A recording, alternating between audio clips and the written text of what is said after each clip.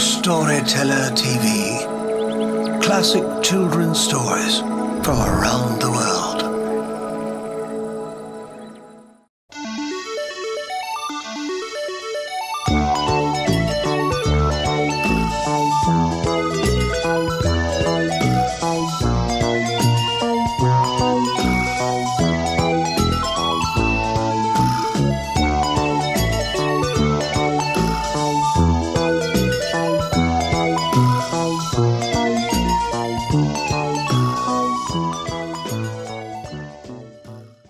Dot and the Kangaroo.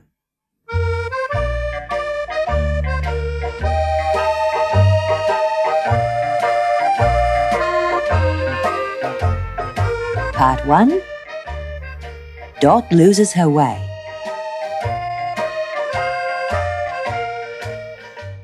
It was a big, bright-eyed hare that led Dot away from the farm.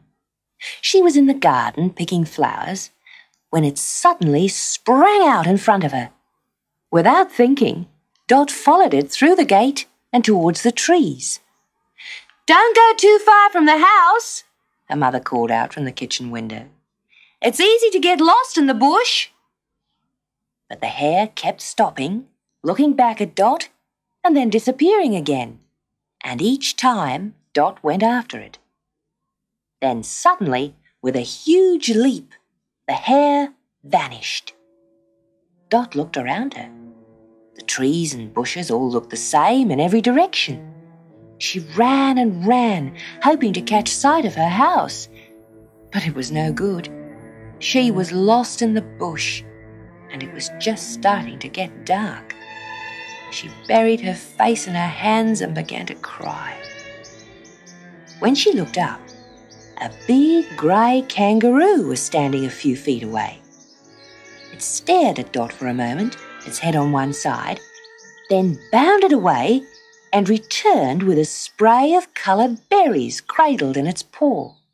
It offered them to the little girl. Dot dried her eyes on her dress, took the berries and ate them. Then a very strange thing happened. She could hear sounds everywhere, like 100 different voices all talking at once. Then she heard another voice, louder and clearer than all the rest. "I knew what was the matter at once," said the kangaroo gently. "I've been miserable ever since I lost my baby kangaroo. You've lost something too, haven't you?" "Well, yes," mumbled Dot, still wondering if she was in a dream. "I have, actually. I've lost my way." "Ah," said the kangaroo. "I thought you'd lost something. Isn't it an awful feeling?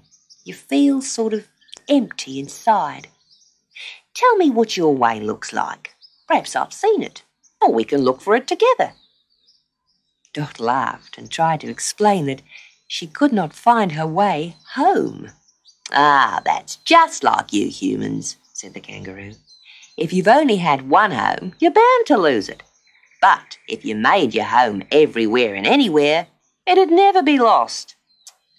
Humans are no good in the bush." Dot wasn't really listening. She was thinking how hungry and thirsty and lost she was. "Still," continued the kangaroo after a pause, "you're only a little human. It's not really your fault. You must be very thirsty, because I get thirsty at sundown too. Climb into my pouch and we'll hop off to the waterhole for a drink. Then I'll try to find your way for you." So Dot got to her feet and climbed into the kangaroo's furry pouch. As they bounded away, Dot was rocked in her cosy pocket and felt so snug that she sang a little song to herself. "That's a nice tune," said the kangaroo. "But please stop singing now. We're getting near to the waterhole." Dot peeped out of the pouch and then wished she'd stayed curled up inside. The kangaroo was hopping down such a steep slope. Huge rocks lay on either side and there seemed to be no footholds anywhere. Dot shut her eyes Surely the kangaroo would lose her balance any minute and plunge them both over the side of the gully.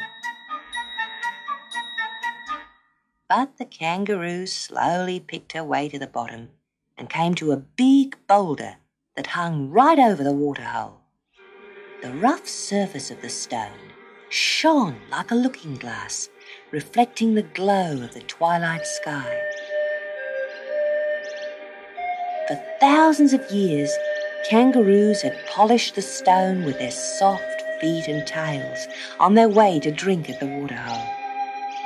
She was just turning to hop down from the rock when a bronze-winged pigeon called out to her, "Kangaroo, roo, roo, take care. Humans were here last night and they killed 10 of us. We flew down for a drink, just a little sip, and they were waiting for us. Now we're too frightened to drink again, and we're so thirsty." Dot shrank back into the pouch, trembling with fright at the pigeon's awful words. But the kangaroo bravely stepped forward, raised her black nose and sniffed the air. Well, there's not a sound, nor a smell. It should be safe. Get out, little human, and wait here while I check. Dot climbed out of the pouch onto the ground, and the brave kangaroo skipped quietly to the water's edge. Dot could hardly bear to watch. Would the hunters be waiting, their sharp spears at the ready? Was it them stirring the long reeds by the water's edge, or just the fishes? Kangaroo kept her head bent and drank. Tonight, at least, the waterhole was safe. Soon, hundreds of little birds whirred past them to the edge of the pool, dipping their bills into the water. Then, as quickly as they had come, they whirred back into the bushes. Dot was as frightened as they were. She quickly ran to the water, drank down 3 gulps, and ran back to the rock where the kangaroo was waiting. "Jump in," said the kangaroo. "It's never safe for long beside the pool. Humans know all our drinking places." Under a bright and starry sky, the kangaroo hopped along with Dot pressed close against the warm, soft fur of her pouch.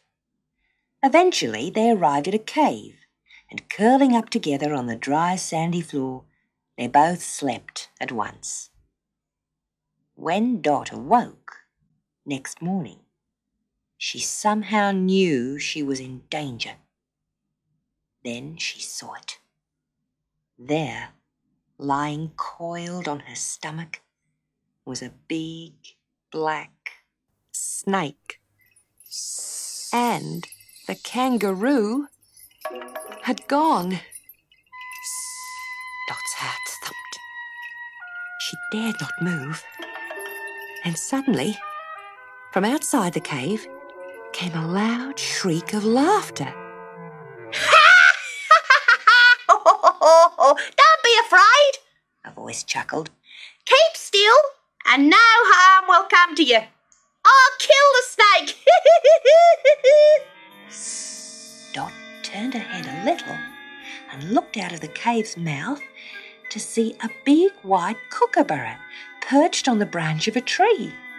His long, sharp beak gaped as if he was grinning, and under his breath he kept repeating, What a joke! Oh dear me, what a joke! I don't see anything funny about it, thought Dot. The kangaroo's going to get some berries for your breakfast, said the kookaburra.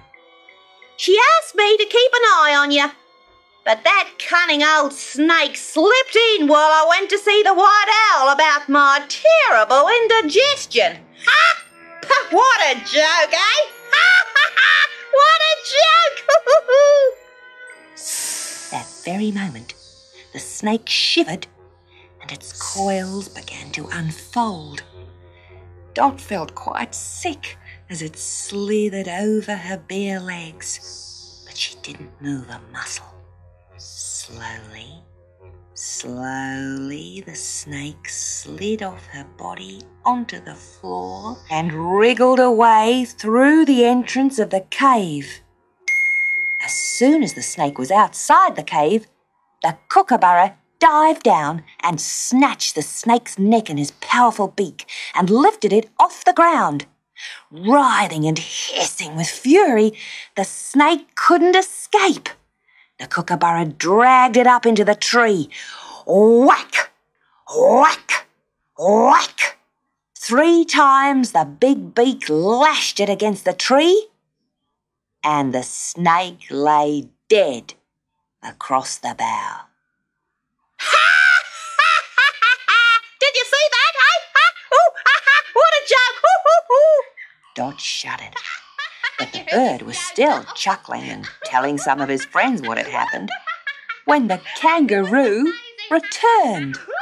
She scolded the kookaburra for letting the snake into the cave and led Dot away from the horrid sight of the dead snake. Then she emptied her pouch to give Dot a breakfast of buds and berries. The strange breakfast tasted wonderful. "Thank you so much. You're very kind," said Dot. "But I really would like to find my way home." "Well, I've asked everyone I've met," said the kangaroo, putting her head on one side, "and they all agree that there's only one person who'll know where it is." "Oh, who's that?" "Well, everybody says I should ask the platypus." "Do you think he'll know?" asked Dot. "Oh, yes, I expect he will." So Dot and the kangaroo set off to find the wise old duck-billed platypus.